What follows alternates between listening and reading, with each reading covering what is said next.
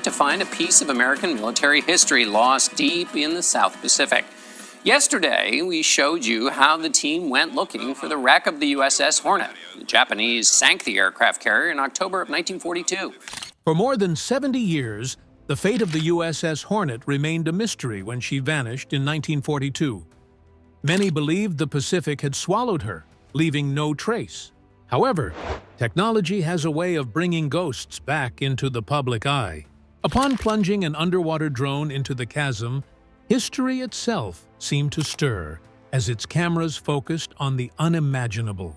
Even seasoned historians were horrified and afraid to investigate more after learning what they discovered. Could this sinking ghost ship hold untold stories awaiting discovery? Only when you are aware of the past can what the cameras discovered make sense. The Hornet was not destroyed as a typical ship. Rather, throughout her brief existence, she rose to fame. And that memory is preserved in every rivet of her wreck. Let's return to the starting point. The myth that vanished. Even though the USS Hornet entered the Navy roster without any fanfare, her journey wasn't a quiet one. She was put into service in October of the following year after being launched at the Newport News, Virginia, yards in December 1940. She was known as the newest Yorktown-class aircraft carrier, CV-8. Her lines matched those of the Enterprise and Yorktown, the earlier ships. The Hornet had the strength to carry an air wing that could turn the course of a battle, yet it was svelte and swift over the water. Few people realized at the moment how soon she would face testing. Hornet was selected for something that seemed so unattainable in April 1942.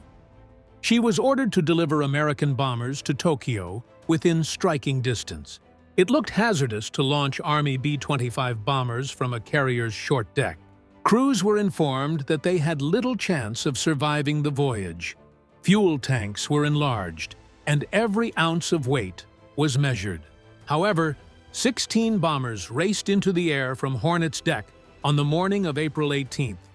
Although there was little physical harm in Japan as a result of the Doolittle raid, there was significant psychological harm. Japan's home islands experienced war for the first time, and Americans saw optimism returning for the first time since Pearl Harbor. But that was just the start. Hornet entered the Battle of Midway, one of the most important naval engagements in history, in June 1942. She joined Yorktown and Enterprise in retaliating against the carrier fleet of Japan. Her air units rushed into the battle and assisted in destroying 4 Japanese carriers: Akagi, Kaga, Soryu, and then Hiryu. As the Japanese retreated, Hornet's planes also hit the cruiser Mikuma. It was another notch in Hornet's rapidly expanding record. Victories at sea, however, were never achieved without a high price, and that cost was always lurking around the corner. The battle for Guadalcanal raged day and night as the ship pushed into the Solomons. Hornet's pilots conducted non-stop operations against Japanese ships and aircraft for weeks, making her the only American carrier in the region. The crew was reminded with each launch and recovery of damaged aircraft that their ship was the only thing separating the American foothold in the islands and the enemy. She was struck repeatedly until the equipment finally came to a stop, and flames erupted across her deck. Despite the efforts of her crew to save her, the damage was too great. The Hornet refused to sink when American destroyers attempted to wreck her with torpedoes. Therefore, the decision to abandon the ship was made right away. The last bullets that sent her to the bottom were fired by Japanese warships as they closed in the next day. She had a brief 16-month career. Hornet had carried out one of the most audacious raids in history within that brief period, contributed to a victory that altered the Pacific, and fought until she was exhausted. Her legacy was much more significant than this record, which alone cemented her place in history. Knowing that there is a ship out there is one thing. Finding it in a wide, unpredictable, and secretly ruthless ocean is quite another. However, a few resolute individuals thought they could track her down someplace in that darkness, but would they actually be able to locate her? The search, their appearance. The Hornet only appeared in folklore and old photos for decades. It was lost in the Pacific, as everyone knew. But where and in what condition? No submarine had ever made the trip, and no diver had ever even approached. For 70 long years, the ocean kept the Hornet close, like something it would never return to, and its depths are vast and unexplored. However, when a new generation of explorers began their search, that changed. This was the vision of those who wished to give history a voice once more, not the labor of treasure seekers. Paul Allen's crew at Vulcan, their research ship, Petrel, was constructed to unearth mysteries hidden deep within the ocean, not for luxury or celebrity. They also thought the Hornet was waiting someplace out there. Instead of starting at sea, the crew began on land. Because every piece of information was important, they combed through historic Navy archives, cross-referencing logbooks, after-action reports, and survivor accounts.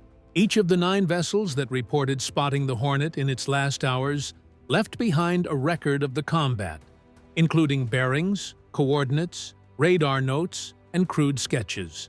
All of those pieces came together to create a complex network of calculations and conjecture. The truth was somewhere in that mix. They corrected minor mistakes and took drift and compass discrepancies into account as they compared one record to the next for months. They created intricate maps that depicted the possible locations of the Hornet's demise, highlighting areas of likelihood based on ocean currents and the carrier's potential drift before sinking. It seemed to be a combination of instinct and science. Each choice they make might either make the hunt more focused or put them back in the starting blocks. No one could afford to be incorrect as a result.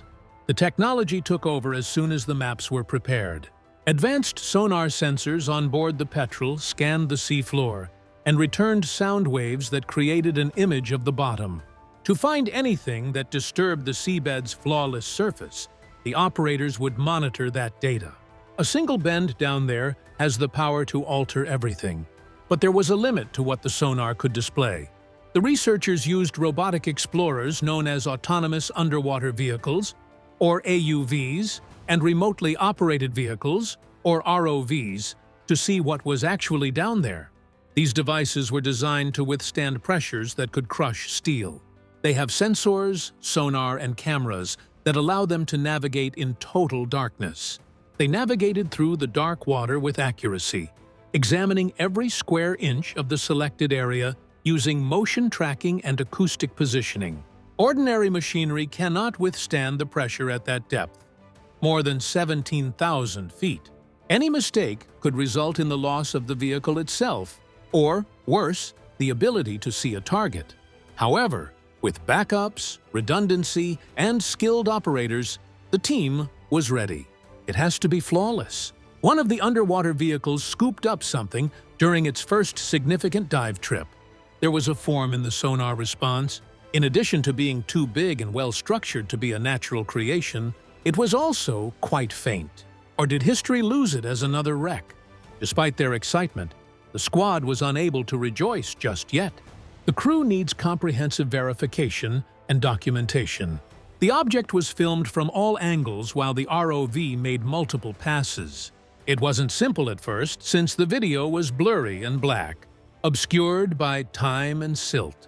After that, the outlines started to form. Gun mounts, catapult tracks, and the fractured island rising where the bridge had stood were among the identifiers they sought. The angle of the bow, the distance between the anti-aircraft weapons, and the cut of the flight deck were among the elements they compared between each depiction and the Hornet's plans. The puzzle gained a new component with every match. The discovery of an 8 on the hull would be almost unquestionable. The crew almost immediately got ready to descend further to get a better video of the wreck lying at the ocean's bottom. Marks the conclusion of the quest and the start of the discovery. Everyone froze at the next sight that came across the deck. As if they were anticipating an order that would never come, a 5-inch gun turret continued to stand proudly with its barrel pointed toward the surface. The weapon had not sunk into the dirt or fallen. A frozen echo of the combat that sent the Hornet to the depths had persisted. The 1.1-inch anti-aircraft weapons remained fixed in place, while the cameras continued to show more. They were exactly where they had been during the battle, complete with mounts, casings, and supports. Their arrangement didn't seem arbitrary at all. It seemed as though the team had briefly left and never come back. Instead of dispersing them, the ocean had kept them in place. Then, in this grave of silence, there was a scene so commonplace on land, yet so strange under the ghostly lights. It was a squared, upright, and precisely balanced International Harvester airplane tug. The little tow truck appeared to be waiting to move another aircraft into place as it sat still. Its forms remained sharp despite the number of years it had been submerged. However, that wasn't all. Something farther down the flight deck caused the researchers to pause once again. The wings of this Grumman F-4F Wildcat aircraft were still folded neatly. Everyone was astounded by how the Wildcat aircraft remained intact. It seemed as if you had traveled back in time to October 1942 to see it there, unaltered. The personal possessions of a person that were still present were much more eerie. A jacket hung silently from a hatchway in one.